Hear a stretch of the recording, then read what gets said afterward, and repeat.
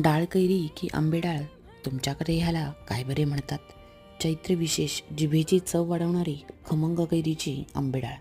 तसा तर आंबेडाळ हा ताटातील डाव्या बाजूचा पदार्थ, बऱ्याचदा ठावलला जाणारा. परंतु मी तर ह्याला संध्याकाळचा छोटा नाश्ता ह्याच स्वरूपात खाते. लहानपणी चैत्रगौरीच्या हळदी कुंकवाला आलेल्या स्त्रियांना आंबेडाळ देता देता ती मी फस्त करायचा जणू काही अलिखित करारच होता. नुसत्या आठवणीनेही तोंडाला पाणी सुटलं. उन्हाळ्यामध्ये कैरी खाण्याचे फायदेही असतात. कैरीमध्ये लोह आणि जीवनसत्व क असते, जे रोगप्रतिकारक शक्ती वाढवते. कैरीमुळे शरीरातील उष्णता कमी होते, पचनक्रिया सुधारते, हृदयविकाराचा धोका कमी होतो आणि हरभरा डाळीमध्येही भरपूर प्रमाणात प्रथिने असतात. तर अशी खमंग आंबेडाळ तुम्ही बनवायला घेताय ना?